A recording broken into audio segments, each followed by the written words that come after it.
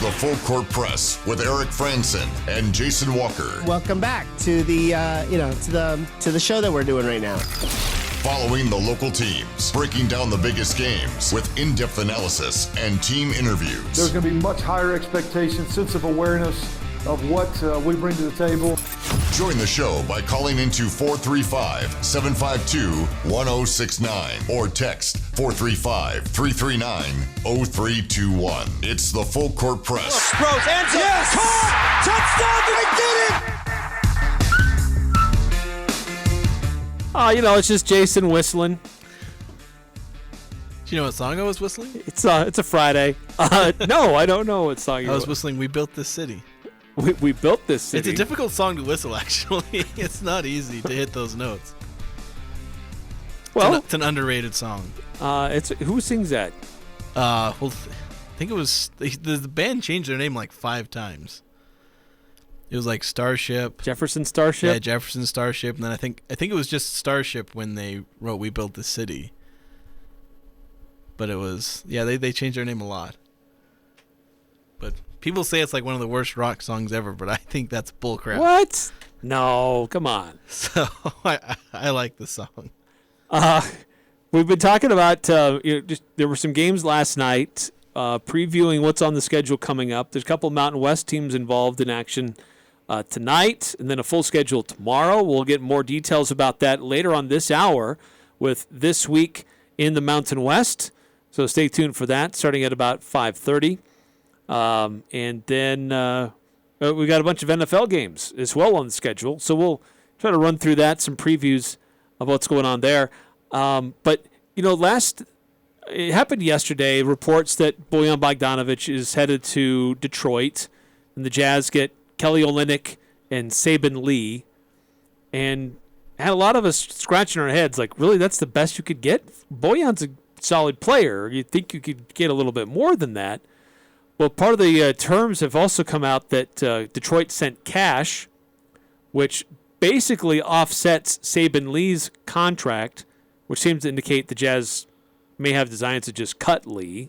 Yeah.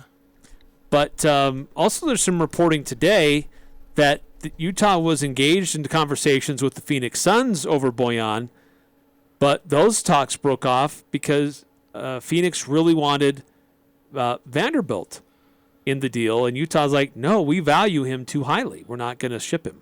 Yeah, the University of Vanderbilt is a very valuable university. It was the Suns getting a little too greedy. I don't know what I can't remember what they were offering in return. I think Jay Crowder was involved, which is weird because you think Crowder and Bojan is a fairly even swap of players, which, of course, in that situation, even if they're sort of even, depending on how much you value Crowder's, I guess, toughness, he's that, glue type of guy, tough guy, the guy who gets under everybody's skins. Yes. So different player than Bojan, but similar value maybe. But that doesn't benefit the Jazz because they don't need a Jay Crowder. And he's older and not going to be a part of anybody's future. He's very much a win-now type player that, contenders kind of might want. So that trade wouldn't have made sense unless the Suns were including, I believe they were maybe including a first-round pick. I don't know how many first-round picks Phoenix has lying around. I don't know. And maybe they were thinking, all right, we're trading you Jay Crowder for Bojan. We send you a first-round pick. And you also include, Vanderbilt. But obviously the Jazz, that's almost a net negative for them on the trade anyway, kind of almost like what they did with the other Bojan trade they had. But at least with this one, they didn't give up any young players. Doesn't make me any happier about the Bojan trade. I'm still more in the camp of why did you trade him if you were getting absolutely nothing? And the only, solution that I feel like makes some sense, the only explanation that makes some sense is that they just absolutely did not want Bojan around because it just would have been, awkward, or Bojan might have made a mess of things where he gets unhappy. And that's the only explanation. They want to just get him out so they get him somewhere where he'd be happy and not make a mess of things in Utah and maybe lower his value by being a malcontent. Which I have a hard time seeing Bojan being that kind of player. I don't really see that in his personality based on what we've I don't either. seen, but it just that's as close as I've come to a plausible explanation. from some people, and that's just Twitter speculation. So, again, it didn't seem like there were any trades out there for Bojan that worked for the Jazz. So this just feels like we're trading him just to trade him and get him out of here, which I'm not super happy about. Right, it's almost as if we know we can get some value, so let's get some value. Even if it's a questionable value, let's get some value here. Yeah, the most valuable thing they're getting out of this trade is they have a guy they can start at center for at least half the season. Because there are really some mixed signals here that you and I were talking about off the air, is that they say we don't want to give up Vanderbilt because we really see he's got an important role to play on this team, and the Jazz have made it clear they don't want to go down to zero and totally bottom out. They want to still have good players. Well, if that's the case, why did you even trade Bojan? You didn't have to trade Bojan. Yeah, he's going to be like one of the best players on the team. Could have been a headliner. Get people to buy tickets because he's putting up like 24, 25 a night. 'Cause he's capable of that. Yes. On a bad team. On a bad team, he would be the featured guy. Yeah, so it's like... And people love Bojan. Like, people were starting to hate on Mitchell in some ways, and even on Gobert. Maybe portions of the fan base. Find me a singular Jazz fan on earth that does not love Bojan Bogdanović. Look, during the Dallas series, he was the only guy who took pride and took it on himself that he was going to go out and try to play aggressive defense on Luka. He was the only guy. And, man, I loved him for it. Yeah, he did that against the Clippers, too. Here's a guy who's trying. It's not his skill set. It's not the role he normally would be playing, but he's giving it an effort. Yeah, he gave his all. Like, yeah, you mentioned him doing that against Dallas. He did it against Clippers and Kawhi Leonard. Like, he was almost shutting down Kawhi Leonard in that series a couple years back. So he's a guy that people have come to love for his effort. He's had some struggles with his offense a little bit, some of that injury related, but everyone was sticking with him and saying, "Oh, let's go," and everyone just loves him. And you trade him for reasons that I don't know. Cash. Still to be determined. It's just maddening. It is a little bizarre. But look, I'm glad they didn't move off of Vanderbilt. I like him. I like his potential, what he can bring. He would have been great on the roster last year. That his style is what was sorely lacking from the Utah Jazz roster a year ago. Had he been in a Jazz uni just 7 months ago, could have been a very different story with what this team looks like today. But sadly, they didn't. So he's a type of player who rolls up his sleeves, goes to work, makes a lot of things happen. Not really refined offensively, but it's something that the Jazz were lacking a year ago. I feel like you're overrating Vanderbilt quite a bit there. Because, for one, he would have struggled to fit next to Gobert for pretty simple reasons. This is a guy who averaged 7 points. Not an offensive guy. He can go out there and be an energy guy and get some rebounds. And people like his defense. And I like Vanderbilt. But I'm seeing a lot of people go a little overboard on how much they love Jared Vanderbilt. Like, let's keep in mind, this is like Kenneth Faried, There's value in that. Hopefully he can be better than Kenneth Faried, like long term. Yes. Where Faried was like an energy guy. Vanderbilt, he kind of is who he is. He's not really getting all that much better than he is right now. He's 22, but he's also several years into his NBA career. He's not going to drastically change from what he is. He's not going to just develop good offense. He's going to be what he is now, forever and always. Defense, some defensive versatility with his athleticism and length. A bit of a tweener between power forward and center because he can't shoot, but he's not tall enough to be a center. And so he's going to struggle to really find a place in a modern NBA lineup. There's things to like, but there's also some major downsides of Vanderbilt. So don't get and I'm in this case I'm glad the Jazz didn't send him away to Phoenix because they wouldn't have gotten enough in return. You don't just throw away young players to trade away Bojan and maybe get a first round pick. there is value there, so I'm glad they didn't just throw it away. But Yes. let's not also pretend that Vanderbilt's going to be this huge part of the rebuild, because I'm not suggesting that he's the future of the franchise. Yeah. But he's the type of player that would have fit in nicely with Utah a year ago. I don't think that he necessarily would have struggled playing alongside Gobert, because they could have used him in other places on the court. And if in opposing teams go small, he would be the guy that you could put out there and take Rudy off the court and not really lose that much defensive presence in the paint, where Utah didn't really have that a year ago. Rudy goes out and you lose that presence. See, I'd agree with the small ball thing. Of course, the Jazz should have been able to attack small ball lineups with Gobert, so they shouldn't have had to take out Gobert and put in Vanderbilt. Because even if Vanderbilt's better against small ball lineups, that's a net negative in taking out Rudy Gobert more than you have to. And I'd very much say that I don't think Vanderbilt could have fit next to Gobert at all, because you say, like, you can use him other places on the court. Where? Where is Vanderbilt going? If he goes out to the three-point line, they ignore him. And then you clog up the paint. Like, that's what we had with Derek Favors and Rudy Gobert. We've been through this song and dance before. If Vanderbilt can shoot threes, that'd be a way different story, huge different story. But the fact that he's, has a lot of the same issues that Gobert did as far as just not being, offensively viable. And Gobert gets away with it because he plays center and he does things, and he manages to make it work.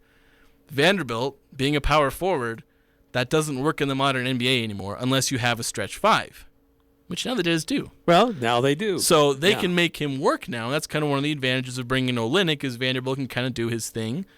You also see this with Milwaukee. They have Brook Lopez, and that helps the fact that, Giannis is like a 25% three-point shooter, so they can get away with it. Well, in Utah front court's probably going to be Olynyk, Markkanen, and Vanderbilt. Yeah, that if and then your starting guards, Colin Sexton, and who knows if Mike Conley's still going to be there or not. Yeah. Insert other guard as necessary for Utah. Jordan Clarkson, Malik Beasley, I don't know, somebody will be there. It could be an interesting front court. There will be some problems. Vanderbilt will be like the defensive player on the court probably. I think there's a way that Utah can make Vanderbilt work this year, and he may end up looking good. Because if he's playing with some stretch fives, that's an environment in which he can really thrive. And he did that in Minnesota. That's why people were liking him in Minnesota, is because he was in a system that helped him get away with being a non-shooting four. You're playing next to Karl Anthony Towns, like one of the best offensive centers we've seen in a long time. I was about to say he was the best offensive center, and then I thought Nikola Jokic is a thing. Yeah. So can't give him that title, but it worked for him there, and it can work for him here because you have a stretch five. But last year, Vanderbilt just doesn't work on the Jazz. A couple texts rolling through. 2603. This was the tail end of last hour. But how serious was Coach Anderson's take on how long of a leash that Logan Bonner is going to have in this game? He sounded as serious as a heart attack when he said it, so I'm inclined to believe him. Yeah, I think he's... How long is that leash? I don't know, but he said he will be on a short leash, as he should.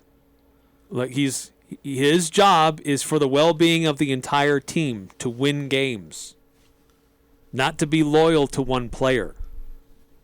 And I think he's come to more of that realization in the off week, and has admitted as much. And that probably was one of the heart-to-hearts he had with some of his coaches, because after Weber, he was like, it's Bonner, and that was that.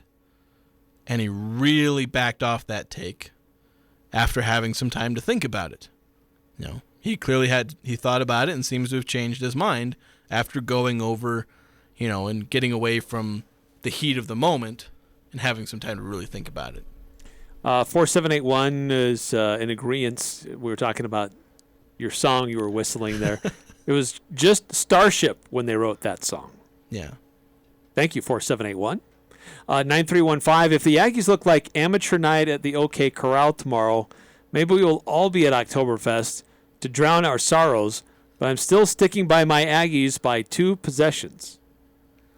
So I made I guess it maybe counts as a bet with my brother. I have this like lobster shirt that I once bought in Vegas. And if Utah State wins by, I said 2+ touchdowns. And if they win by 2+ touchdowns, I'll wear my lobster shirt to the show on Monday. We'll take pictures and nice. have some fun. See if it still fits me. I'm a little bigger than then, but I'll try and make it work. The lobster shirt. Okay, 1570 texting in. I think the Bogey trade was strictly a salary dump. I think they would have preferred picks but couldn't find the right deal. They didn't want this contract on the books. I'm that guy that didn't really like Bogey. He was okay but very inconsistent. Yeah, there were some struggles he had later where he was really good his first year, and then there were some injuries, and he was pretty inconsistent shooting-wise and really scoring-wise, which factored into Utah's not being able to replicate some of the stuff they did earlier the first couple of years when they had Bogey. So, I mean, this doesn't feel like a salary dump because usually you have to send picks to do a salary dump, and I don't know. It felt like they were dumping him one way or the other. So whether it was just dumping his salary to lower the luxury tax, that's actually another explanation I heard some is, lower the check that Ryan Smith is writing for his salaries. That's very much a possibility, and, Detroit sending back cash to help offset that. There's a logical through line there. I still don't like it, but it's also not my money. True.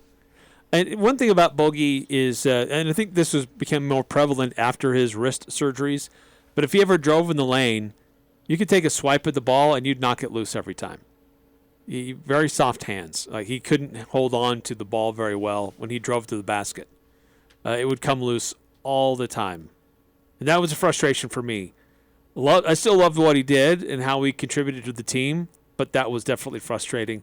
But it does seem like this had to be more salary motivated and trying to get the right pieces for what they want to do, because they still needed a stretch five. They really didn't have that legitimately with what they had on their roster yet. I know Olynyk solves that bit of a piece of where this Jazz team is trying to go in being a relevant team in the modern way that the NBA is being effective teams operate in the NBA today. Yeah. So how they're structured. Yeah. So you can find some logical through lines. I don't like them, but you probably shouldn't agree with every single deal your team makes. Otherwise, you're just drinking the Kool-Aid. So sometimes we criticize the teams, and sometimes that helps them stay accountable. Hopefully they don't make another dumb trade like this. But maybe it'll work out in the end. Yeah, they're not done. Mike Conley's probably going to get moved. Jordan Clarkson's probably going to get moved. But at what price? Maybe they'll say, you know what? We have until the trade deadline. We don't have to be as urgent. They'll move, but just not before training camp. Yeah. All right, another quick timeout here in the Full Court Press. Look ahead to the NFL weekend. There was a game last night. I'll be honest, I was a little surprised with its outcome. Although I probably shouldn't be based on how Pittsburgh's been playing lately. But still a little surprised. But we'll look ahead to the other games on the schedule throughout the weekend as well. That's coming up on the Full Court Press. Grantham Mobile Automotive. He's certified and he is on the road, so he can come to you wherever your car repair is needed. That's one of the tough things, is getting your vehicle somewhere to get it looked at and getting worked on. But just like if you'd call a plumber if something's going bad at your house and your plumbing, same thing with Grantham Mobile Automotive. He'll come to you.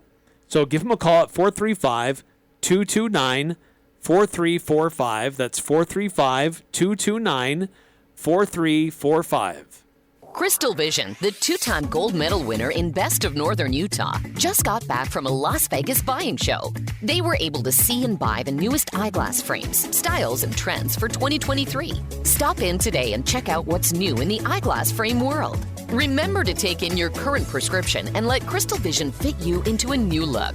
Nobody has the style and fashion to choose from like Crystal Vision on 14th North or online at crystalvision.com.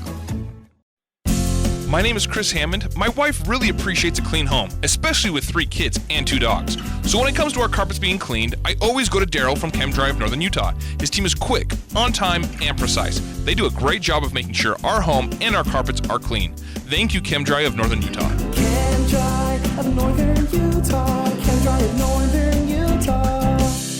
435-752-6100.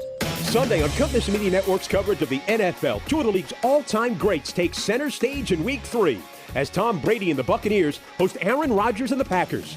Hi, this is Chris Carino. Join Brian Baldinger and me for all the action in Tampa. Can the Packers stack together consecutive wins, or will Tampa Bay remain perfect?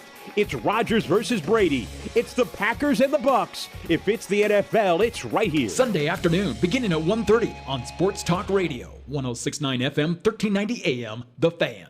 Whew, having enough money can be a challenge these days. So let's fix that. Raise your possibilities with Elevate Credit Union. Start by opening an account, then move your loans to Elevate. Elevate Credit Union's low rates means lower payments. Elevate can help you consolidate your debt, and there are no payments for 60 days. Apply online, over the phone, or visit a branch. Visit elevatecu.com. That's elevatecu.com. What's more important than sleep? Granted, some things are, but not many. This is Ryan at My Mattress, and here we offer the best solution to better sleep, a better mattress. IntelliBed, the gel mattress, cradles your hips and shoulders while providing the best back support possible. Or come in and choose a Tempur-Pedic that boasts 93% of their owners love their bed.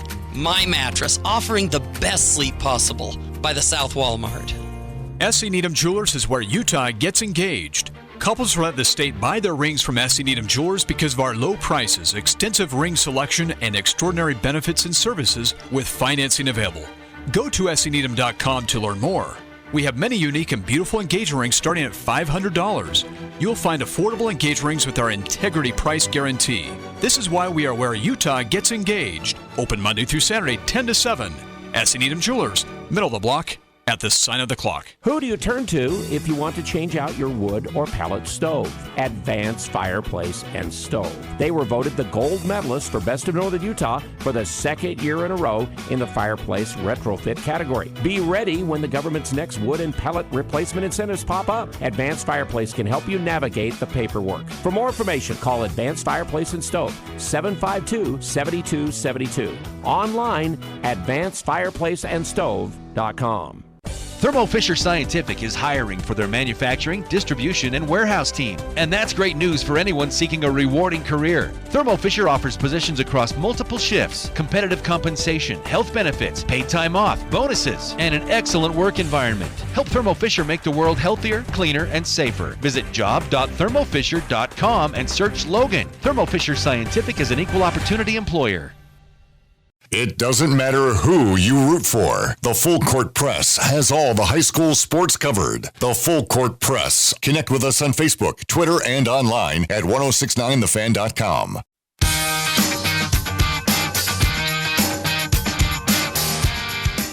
Hey, Mountain West Motor invites you to their off-road car show and barbecue. It's coming up on October 1st. They're going to gather at their place there in Logan at 615 North Main in Logan. And then at 5, they're going to head up to the quarry in Providence and grill up some hot dogs and burgers. Going to have a fun Saturday afternoon with friends and family. So go check it out. More details at Mountain West Motor. Oktoberfest. Yeah, maybe they'll do some Oktoberfest-themed stuff. It's October. On that day, it certainly will be. Yes, October 1st. So the NFL started week 3 last night with Steelers at the Browns, Thursday night football. And Browns just were pretty much in control of this game from start to finish. Steelers had some life in the second quarter, but not much really. And the Browns went 29-17. And this is just this. We talked about this the other day.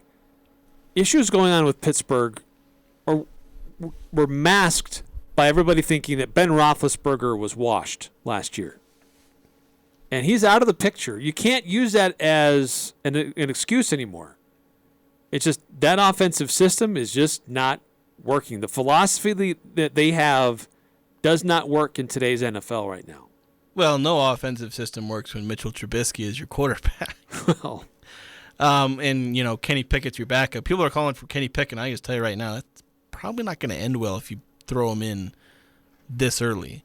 He's very much a project quarterback, and I don't know if he's really that much of a viable quarterback anyway. He's just inflated because there were no quarterbacks, and somebody had to get taken in the first round. So that's just a rule in the NFL now. But besides their offensive problems, I was a little surprised to see the Browns do as much as they did with their offense, considering, Pittsburgh's still usually a pretty solid defense. But Nick Chubb runs for over 100 yards. Jacoby Brissett is really solid out there as a quarterback. Cooper has a big game at wide receiver. And Pittsburgh just kind of lets them get away with this. Part of it is no TJ Watt. That's a big part of it. And the other thing is, you look at the Browns, they've kind of been doing this with Baker Mayfield, where they have a bunch of good offensive weapons. Nick Chubb, Kareem Hunt, Amari Cooper, all that. They have good offensive weapons, so when you have a quarterback of Jacoby Brissett's, he's a stopgap quarterback.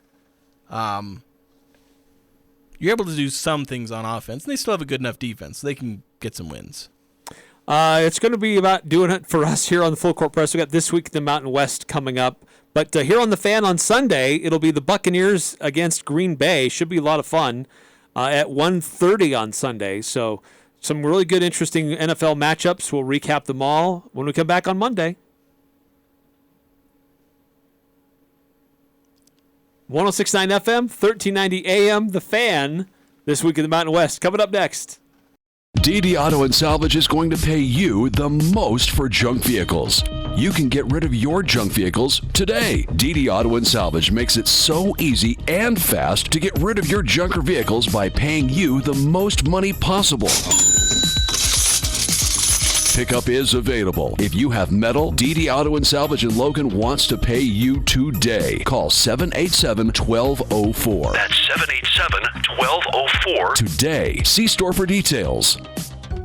Imagine your wedding day. Elegant, simple, yet stunning, stress-free. It's your day. It's all about you. Whether you're looking for small and simple or have a grander idea, the Riverwoods Conference Center will accommodate your every need. Choose the inside ballroom elegance or outside along the natural decor of the beautiful Logan River. A Riverwoods event planner will work personally with you to make sure your event is exactly how you've envisioned it. The Riverwoods Conference Center, where your happily ever after begins. Google Riverwoods Conference Center or call 750-5151. Hi Cache Valley, this is Maisie Fryer, Logan High School's student body president. It is our homecoming week and we couldn't be more excited to announce some events that we would like to invite our community to. Our homecoming parade is at 6 on Wednesday and will be running along 100 West. Following the parade, we will be having a volleyball game fundraiser for our fellow Grizzly who recently got in a car accident. Our Powder Puff game will be on Thursday at 7, and to close out the week, our football team will be playing the Mountain Crest Mustangs at 7. Go Grizzlies! It's game time, and you're in the locker room ready to take the field. But suddenly, you notice a player you don't recognize. He's wearing your team's jersey, and he even knows your name. But you've never seen him before now. Would you trust this stranger with your team's playbook? That's exactly how phishing scams work. And the first quarter of 2022 saw the highest volume of phishing attacks ever recorded. Protect your business with the Les Olson Security Suite from Les Olson IT. Learn more at lesolson.com. Drags the tackler into the end zone. He catches it in stride and scores. This is This Week in the Mountain West. He walks into the end zone. Touchdown, Mountain West Conference champions. Hi, this is Craig Thompson, Commissioner of the Mountain West, and you are listening to This Week in the Mountain West on the Mountain West Radio Network. Here we go. Welcome into the Week 4 edition of This Week in the Mountain West. I'm your host, Nate Kreckman. Before we dive into the football action of the week, we need to take a moment to celebrate the career of the only commissioner the Mountain West Conference has ever known, Craig Thompson. It was announced last week that Thompson would step down from his post as Mountain West Commissioner effective December 31st, 2022. In a statement, Thompson said that his one remaining priority was to see the Mountain West through the expansion of the college football playoff, which he has done in an effort that he led for the last couple decades. Under Thompson's leadership, the conference negotiated nearly $600 million in television revenue to support its member schools. Conference teams have participated in 5 BCS or CFP bowl games, as well as 6 inaugural bowl contests. And Thompson led successful member expansion efforts over the years to strengthen the conference. On behalf of everyone here at the Mountain West Radio Network, we offer a heartfelt thank you to Commissioner Craig Thompson. And with that, let's run through a quick recap of Week 3 around the Mountain West Conference. We got it rolling last Friday night with a Mountain Division clash in Laramie, Air Force at Wyoming. The Cowboys taking a 10-point lead in a halftime, but Air Force would storm back to take a 14-10 lead in the fourth quarter before Wyoming moved down the field on an 8-play, 75-yard drive, culminating in this Titus Wen touchdown with 6:06 to play. Wyoming's hunting and going tempo here. Straight ahead, Swen. Still on his feet, still surging, he may be in. He is! Touchdown! Audio courtesy of CBS Sports. The Cowboys would force an Air Force punt and then effectively bleed the clock over the final 4:47 to win at 17-14 and hand the Falcons their first loss of this season. Swen runs for 102 yards and a touchdown in the win. Wyoming now 3-1 on the year. Much more on this one coming up later in the show with the voice of Wyoming football, Reese Monaco. Make it back-to-back wins now for Boise State. Hank Bachmeier throws a pair of touchdown passes, and the Broncos handle UT Martin 30-7 on the Blue. So from the 4, Bachmeier in an empty set, 3 receivers left, 2 to the right. Bachmeier throws it to the right. Halani makes the catch at the 1 and waltzes into the end zone untouched. Bob Beeler calling the action from Learfield. Halani with 1 score on the ground, another through the air. Boise State now 2-1. New Mexico back in the win column with a 27-10 home win over UTEP last Saturday. The Lobo defense, the story in this one, forcing 7 Miners turnovers. They'll throw a slant here, tipped up in the air, intercepted. It's Rico Hanna. Hanna to the 10, Hanna to the 5, Hanna to the house. It popped up in the air, and Hanna strolls in. Lobos 9, UTEP 0. That's Robert Portnoy on KKOB in Albuquerque. Hanna, the senior linebacker, added 3 tackles and a forced fumble in the win for New Mexico. That performance earns him Mountain West Defensive Player of the Week honors. Hawaii gets their first win of the Timmy Chang era, 24-14 over the Duquesne Dukes in Honolulu. Dedrick Parson with a couple of rushing touchdowns, and then the Hawaii defense would slam the door in the fourth quarter. Mishler dropping back, fires it up and over, and this one is picked off. Hawaii's Panay Pavihi is going to take this one to the house. He's high-fiving it into the end zone. Touchdown, Hawaii. John Veneri with the call on ESPN Honolulu. Pavihi, the senior linebacker from American Samoa, taking it to the house. And finally, from Week 3, UNLV turns a 3-point halftime lead into a 31-point win, beating North Texas 58-27 at Allegiant Stadium. Junior tailback Aiden Robbins, your Mountain West Offensive Player of the Week, piling up 227 yards and 3 touchdowns. Shotgun, and they hand off to Robbins. He's got a hole, 30, 25, 20, 15, 10, 5. Touchdown, Rebels! Aiden Robbins, 33 yards. Russ Langer on ESPN 1100 in Las Vegas. The UNLV Rebels now 2-1 on the year after Saturday's impressive 58-27 beatdown of North Texas at Allegiant Stadium in Las Vegas. The Rebels now get set to open conference play Saturday night on the road at Utah State. Joining us right now in his 3rd season as the head man at UNLV, it's Marcus Arroyo. Coach, welcome to the show. How are you? Good, Nate. How you guys doing? Doing very well. Coach, your team beats North Texas by 31, but that was a 3-point game at halftime. What did you think of your team's response in the second half and really of the way that they bounced back after a tough loss at Cal the week earlier? Yeah, I mean, I'm proud of the way that these guys' mindset and the identity the team's come along. I mean, I think we're building off of a lot of things that we instilled really in the first full season, which was last year. The first 18 months of COVID, you don't get nothing done. And I'll tell you, it's just really good to see the way they got the styles in which they're playing, the togetherness, and the brand of football that we're putting together. I think they showed the resiliency last year and just the first year, and then now they're putting the whole thing together. And from week 1 to week 2 on the road, and a disappointment that we really let slip through our fingers to put a whole game together last weekend was really nice. The talk following this game, the combination of Doug Brumfield and Aiden Robbins combined to rush for 327 yards and 5 touchdowns, plus the work Brumfield did in the passing game. How are those two able to be so dominant on the ground in that win?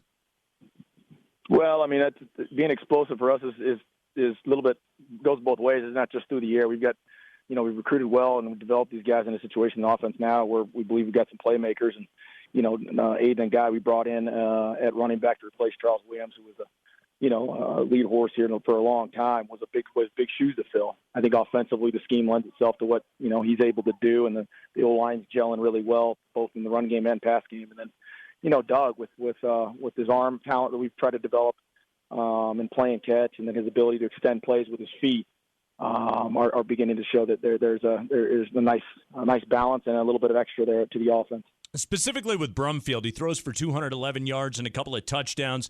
This program has been searching the last few seasons for stability at that quarterback position. What is Doug Brumfield doing right now that is helping this team win games?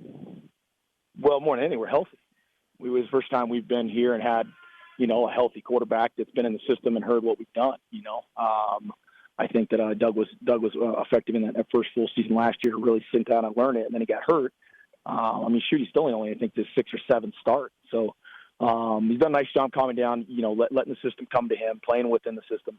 He's got a lot to learn, a lot of season left. There's going to be a lot of challenges at that position, especially in the early infant stages of playing quarterback. There always are. He's just done a nice job. He's done a nice job of working through it and, again, staying healthy and getting in rhythm and getting timing and chemistry with the guys. Defensively, your group held the Mean Green to just 4 of 15 on 3rd and 4th downs. Plus, this unit is allowing a paltry 2.8 yards per carry on the season. These are not the kind of numbers we saw a year ago. How has this group taken such a big step forward? Well, Coach Hayward's come in, who's a guy who was with me at Oregon last stop. One of the first guys I wanted to bring down here, and the timing wasn't right. We finally got him down here this year, and he's done a great job with the defense. We've obviously matured. We've recruited. We've developed both, on and off the field. And I think that you've got a group now that understands kind of how the system works, how the culture works, how the mentality of what we want to do on that side of the ball is. And they've done a really nice job. We've got some new coaches and new faces and 30 new players. So I'm excited still about the growing of it all. You mentioned those new players. Let's talk about the impact of transfers on this team this year. Robbins from Louisville, Ricky White from Michigan State, Jordan Morgan had an interception Saturday. He transferred from Iowa State. How big have these guys been, and how do you quickly fold them into your systems and your culture? Well, first I'll just eval. I mean, you got to be out. You got to have your sights set on the right type of traits that you're looking for your program to be impact players nowadays with this world of free agency in a lot of ways is what it is. I mean, with Ricky and Jeff and Darius and Jordan and Aiden and, all these guys across the board. We got almost a dozen guys in the 2 deep on both sides of the ball that are new. Our recruiting and our way, what we look for and the evaluation process is probably the biggest thing. I give my hats off to the staff and our process. So then you got to get them dialed in and put them in place where they can be effective. And you're seeing some of those guys start to shine right away. They did a great job in the off season of really pulling these guys into the fold, and now you're seeing obviously early on in the season some guys really start making some plays. Coach, let's talk about your home field there at Allegiant Stadium. It's massive. It's off campus. It's an NFL stadium. What are some of the ways that you have tried to really establish for your team that this place is your house, this place is your home? Well, I mean, yours is off campus. In my mind, one of the reasons why I came down here is because it's on campus. They had Sam Boyd, which was outside of the city. This one's a mile from us, right on the Strip. That's our home field. I mean, we've got a place right now where our students can go. It's the best college stadium in the country, in my opinion. I've been all over the place. It's beautiful. It's right here. We've got our brand new Fertitta complex. We've got now the stadium down right here across the Strip from us, and we've got now more of a true college feel, a place that we can call home. And with the impact that Vegas has had in the sports community as it thrives here, man, this is part of the vision and the reason we came here was to build something here that's special that hasn't been done, and to be able to bring the city and the Rebel Fountain family and some real thrill to what we're doing in this conference and make it really tough to play here. So you played your college ball at San Jose State and had a great career there, and then you really spent the formative coaching years of your career at San Jose State. And in that time, You were on the offensive staff with a guy by the name of Brent Brennan, one of our favorites here on this show. What is your guys' relationship like, and how much do you enjoy being at this level and coaching rival programs in the same division? Yeah, I spent, played there and then got a chance to spend 4 years there with Coach Tomey. Me and Brent met there, met right before that, and became really close. I mean, she's been at my wedding, one of my best friends in the world, him and his family. And, there's a ton of fun that goes around on and off the field and behind the scenes with him. And we're really close, talk a lot, except during the season. I get sick of him calling and texting me because, apparently he's got more time than me. So I got to figure out what his schedule's like. But, he's a guy, man. I mean, they don't make him like that. He's got such a great family, such a great personality. We bounce a lot of things off each other, and can speak honestly and with a lot of humility in regards to how we do something or what we see or what we're thinking. And I'm just really, really, really proud to have that relationship with him. Now, when it comes to playing him, then he can go ahead and be a stranger to me. But we have a good time. He's one of the best, man. Yeah, UNLV and San Jose State coming up in a couple of weeks here. But now looking ahead to Utah State this week, you got the Aggies coming off a bye. Offensively, they have not looked like the same team that won the Mountain West Championship a year ago. What have you seen from Utah State on film, and what are the keys for your group on Saturday in Logan? Yeah, well, I've been doing this too long to think that team doesn't understand what it takes to win. They've been on a bye. They've got great coaches. Those guys were in the locker room for a Mountain West Championship last year. They know what it looks like. They've got a culture. They've got great facilities. They're going to be. It's on the road now in conference. It'll give us everything we need. Blake does a great job. Those guys will be well rested and ready for us, and we got our hands full. I'm excited for our guys to get up there and get on the road and get in a little fist fight up there. To be fun, man. It'll be a good conference game. So conference play really kind of gets cooking this week. We've seen a few games so far. Boise State and Wyoming have pulled off conference victories. But as you look around this league here in 2022, what stands out to you about the Mountain West Conference this season? Well, I mean, I'm trying to stay focused on us. I'll be honest with you. I'm not too far out over my skis in regards to watching everybody else. We have such a big job to do here. But I've said it before, and it's not just this year. It's a bigger picture. There's such great coaches to start with here in this conference. You've got great facilities. You've got players that are scattered all over as they begin to grow and move on to the next level. I mean, a handful of guys that were in senior bowls and on to getting drafted from this conference. I mean, this conference has grown into something that's pretty special. And I got 4, 5, 10-win teams in this conference and won the Bowl Cup. I mean, it's no slouch. And I know we got everything we want in the teams we're going to play, and we got great coaches. We got to do our job, and every week's going to be a battle. UNLV off to a great 2-1 start. They will take on Utah State coming up on Saturday. Kickoff 4 p.m. Pacific time on CBS Sports Network. Marcus Arroyo in his third season at the helm there in Las Vegas. Coach, thank you so much for the time. Best of luck this week and the rest of the way. Thanks, Nate. Talk to you soon. We'll check in on 3-1 Wyoming after these messages. This is Marcus Arroyo, head coach of the UNLV Rebels. We'll be back with more of This Week in the Mountain West right after this timeout. We're Aggies. We've seen good times and we've seen the tough times. Through thick and thin, we always show up. Let's get ready for Saturday's 5 p.m. kickoff versus UNLV with a stop at Locker 42. Show them we're Aggie fans with a new Aggie t-shirt. Locker 42 has Aggie tees in short and long sleeve designs. Locker 42 will have you looking good for game day with hoodies and jackets and sweatshirts or a new Aggie hat. Locker 42, shop either location, 1430 North Main next to Little Caesars, and the flagship store downtown at 36 South Main. We are Aegis Home Health and Hospice. Aegis, A-E-G-I-S. Our home is your home. We are more than an organization of healthcare professionals. We are proud members of our community. Compassionate, quality patient care is our mission. I am Jason Jones. I'm a proud member of the Aegis team. At Aegis, we're dedicated to character, experience, and trust. Aegis Home Care and Hospice. We will ensure you experience the difference. 435-723-9000 or find us at myaegis.com. Sunday on Compass Media Network's coverage of the NFL, two of the league's all-time greats take center stage in Week 3 as Tom Brady and the Buccaneers host Aaron Rodgers and the Packers. Hi, this is Chris Carino. Join Brian Baldinger and me for all the action in Tampa. Can the Packers stack together consecutive wins, or will Tampa Bay remain perfect? It's Rodgers versus Brady. It's the Packers and the Bucs. If it's the NFL, it's right here. Sunday afternoon, beginning at 1:30 on Sports Talk Radio, 106.9 FM, 1390 AM, The Fan.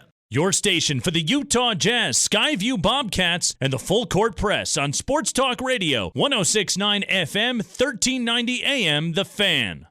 This is Craig Bull, head coach of the University of Wyoming. Welcome back to This Week in the Mountain West. Already with 3 wins on the season and sitting atop the Mountain Division with a 1-0 conference record, the Wyoming Cowboys go on the road to face their old nemesis, the BYU Cougars, Saturday night on ESPN2 and the Wyoming Radio Network from Learfield. Our next guest will be calling the action in Provo. Joining us right now, the voice of the Wyoming Cowboys, Reese Monaco. Reese, welcome to the show. How you doing, man? I'm doing well, Nate. Thanks for having me on. I appreciate it. Let's start here in talking about that win over Air Force, the way the Cowboys finished. After that Titus Swen go-ahead touchdown, the Pokes defense gets off the field. They force Air Force to punt, take over with 4:47 to go, and Air Force would never see the ball again. Wyoming converts 3 huge third downs, including a big throw from Andrew Peasley, a 17-yard run by Swen. That was some big boy football right there. Take us through that finish and how much fun that was to call.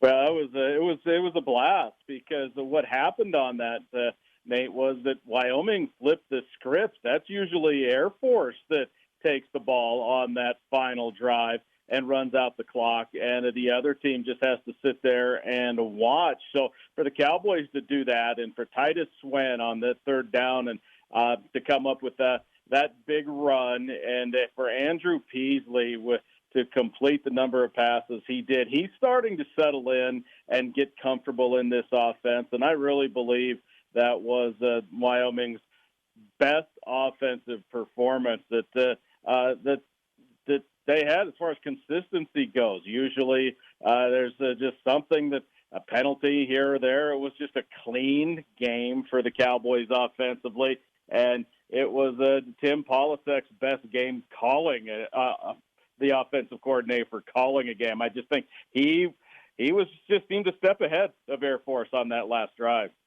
Let's talk about that Pokes defense a little bit. That Air Force offense had been absolutely rolling going into this one through the first 2 weeks of the season. They were averaging over 500 yards a game on the ground. At Wyoming, the Falcons held to 171 yards rushing and only 14 points. How did Wyoming do it?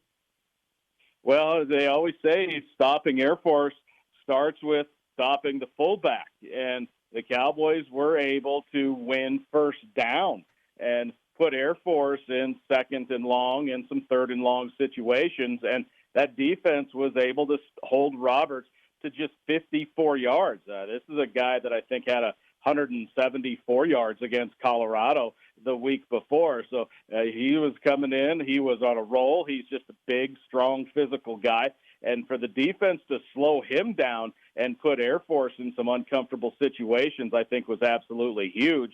They started throwing the ball a lot earlier than I think they anticipated. And the Cowboys, that was their most complete effort on the defensive side of the football. And the front guys, Cole Goodbow and Jordan Bertinoli, they are coming into their own. And Cole Goodbow is a guy that I think could play anywhere. He is turning into kind of a beast along that defensive front. Over these last 3 games on this win streak, Andrew Peasley has really settled in. The Utah State transfer has completed 69% of his throws, 3 touchdowns, only 1 interception. Improving in the passing game was a point of emphasis for Craig Bull and the Wyoming offense coming into this season. What have you seen from Peasley that has him playing at this consistent rate? I think you just kind of said it. He's settling in. He's getting more comfortable in this offense, and I think he's getting more comfortable with his receivers. Joshua Cobbs is starting to emerge as his go-to guy, and against Air Force, it was just more of a short, controlled passing attack, ball control, and that's what I think Craig Bull has been wanting to do for about the last year and a half, is not step away from the running game. That's going to be his bread and butter. It always will be. But to have a more high percentage controlled passing attack, and Andrew Peasley's fitting into that. And I think the first game jitters that he may have felt against Illinois are gone, and he just seems a little bit more confident each and every time he takes the field. After that Air Force win, Craig Bull said the guys have really embraced the state of Wyoming in the locker room, yelling Powder River let her buck. You've covered Wyoming athletics for a long time. What does it mean for a team to embrace Wyoming? Well, Wyoming's a unique place. I think you know that too, Nate. There's people here that take a lot of pride in being from the state of Wyoming, and to have these kids come from all over the country and embrace the fact that there's a lot of pride in this state for being one of the smallest, population, smallest states in the union, that way. And for there to be so many Wyoming kids on this team that are contributing, like Parker Christensen, Jordan Bertinoli along the defensive line, and there's just Will Pellissier. They're just guys that are from the state that are coming in and making huge contributions, and that even increases that Wyoming pride even more. And for the Wyoming fans to see these guys embracing that, it just, they fall in love with them a little bit more. Speaking of Wyoming pride, we saw on Monday night Josh Allen and the Buffalo Bills blow out the Titans to go to 2-0. Reese, by some measures, Allen might be the best quarterback or the very best player in the entire NFL right now. What is the level of fan excitement in Laramie anytime Josh Allen is on the field for the Buffalo Bills? It's huge. I think you saw it yesterday. There was a Wyoming jersey in the stands, a Wyoming Josh Allen jersey in the stands in Buffalo. The Bills Mafia comes out to Laramie for one game, and that's crazy. Every time Josh Allen introduces himself and he says Wyoming or Go Pokes when they're doing starting lineups, people really like that. And I tell you what, Nate, there's a lot of people, a lot of analysts out there that are eating their words when it comes to that guy. They were expecting a colossal failure out of Josh Allen, but he has flipped the script on them as well. And there's a lot of state pride in that guy. Well, heck, his dad sang the national anthem in Friday before the Air Force game. That should tell you how Wyoming feels about Josh Allen and the Allen family. Yeah, it's really cool stuff. All right, Reese, last thing. So some of our listeners may not know, this is your first season in the booth calling the play-by-play for Wyoming football, replacing the legend Dave Walsh as the voice of the Cowboys. You've been calling Wyoming basketball for a while now. You've been a part of the broadcast for many years. But what has it been like to have the torch passed and to step into such a hallowed broadcasting role as the voice of Wyoming football? It's an absolute honor. I can't tell you how excited I was when they were said that I could do this and to replace Dave Walsh. Everybody says, you got some big shoes to fill. Well, I just tell people those are shoes you can't fill. It's kind of, when you were a kid and you put your dad's work boots on, Nate, and you clomped around the house in them until you kind of figured out how to walk in them a little bit. That's kind of where I am at right now, trying to replace Dave Walsh. And hopefully I can just make it my own and win Wyoming fans over. You never replace the Dave Walsh, and just hopefully I'll be able to, put my stamp on this thing and win fans over here soon. It's sounding great so far. Wyoming back at it coming up Saturday night on the road at BYU. Reese Monaco will be on the call as the voice of the Wyoming Cowboys. Reese, thank you so much. Enjoy the game coming up this weekend. All right, Nate. My pleasure. Anytime you need me. We're going to preview the entire Week 4 schedule around the Mountain West Conference, including that Wyoming-BYU matchup after the break, here on the Mountain West Radio Network. This is Troy Calhoun, head football coach of the United States Air Force Academy. We'll be back with more of This Week in the Mountain West right after this timeout. Life is hard, so making sure you find that perfect woman is important. You need someone that will be by your side through the good and the bad. Once you have found her, show her that she is special with a beautiful diamond ring from Jerix. Yes, it is all about the romance. At Jerix, you won't find a more intimate setting. Where you purchase the ring might not be as important as who you choose to marry, but it's pretty close. Jerix Fine Jewelry. Make it special, make it Jerix. You can't beat fall in Utah. The weather is perfect for a getaway. Get out and drive a new Murdoch Hyundai with up to $500 off any new Hyundai. And every new Hyundai comes with America's best warranty, a 10-year, 100,000-mile powertrain limited warranty, and owner's assurance. When you walk through our doors, you feel like family. At Murdoch Hyundai in Logan, Linden, and Murray, or online at murdochhyundai.com. Call 866-628-3065 to see dealer for complete details. Offer expires 10/1/22. The Young Automotive Group is proud to announce Young Truck and Trailer Center in Cache Valley. Whether it's heavy equipment trailers, horse trailers, race car trailers, or cargo and utility trailers, we're excited to offer some of the finest trailers and flatbed work trucks to Cache Valley. Our team of experts look forward to helping you find the right truck or trailer to fit your needs, with competitive prices offered on every make and model for sale on our lot. With our extensive inventory, you'll find the best deals right here in Cache Valley. Young Truck and Trailer Center, just off Highway 89 in Logan. Think young, drive young. Visit phassociation.org to help provide hope for children with PH. The Pulmonary Hypertension Association, empowered by hope. And now, the Dan Patrick Show. Dan Patrick. Judge has had a historical season, but that doesn't mean that you should give him a 10-year deal, which is probably what he's going to want. He's going to be 31 at the start of next season. There have been injuries. That's not a great combination for somebody looking for probably a 10-year contract. Every player ages differently. The Dan Patrick Show. Dan and the Danettes and you. Weekday mornings from 7 to 10 on Sports Talk Radio, 106.9 FM, 1390 AM. The Fan. Sports Talk Radio, 106.9 FM, 1390 AM. The Fan.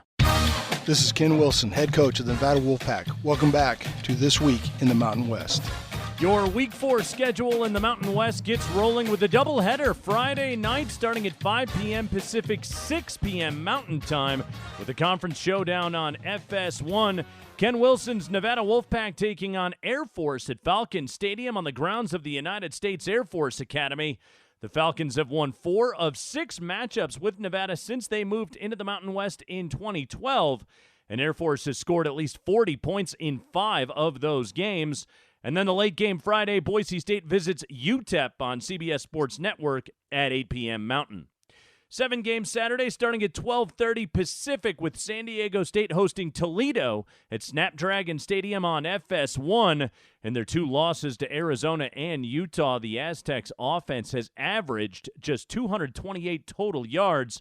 They'll need to get that jump started this week against the Rockets. Colorado State still looking to get in the W column. The 0-3 Rams take on Sacramento State at Canvas Stadium in Fort Collins at 2 p.m. Mountain Time, and a game you can stream on the Mountain West Network, available on the MW.com, plus you can watch it on Evoca. Marcus Arroyo's UNLV Rebels looking to start conference play with a big bang at Utah State Saturday afternoon, 4 p.m. Pacific, 5 p.m. Mountain Time. Since 2012, the Aggies have won 6 straight over UNLV. New Mexico is 2-1. The Lobos with a considerable challenge on deck. They'll take on LSU in Death Valley at 5:30 Mountain, and a game you can stream on ESPN+. Timmy Chang's Hawaii Rainbow Warriors look to keep it rolling on the road at winless New Mexico State on Flow Sports at 6 p.m. Mountain Time. That's a 2 p.m. kickoff local time in Hawaii. Wyoming looking to extend the winning streak to 4 as they'll head to Provo to face number 19 BYU at 8:15 Mountain Time on ESPN2. This is a rivalry between the Cowboys and the Cougars that dates back to 1922. And we'll close it out Saturday night kickoff, 7:30 Pacific on CBS Sports Network. San Jose State hosting Western Michigan. The Spartans have not turned the ball over yet this season through 2 games. They'll take a +5 turnover margin into Saturday night's contest.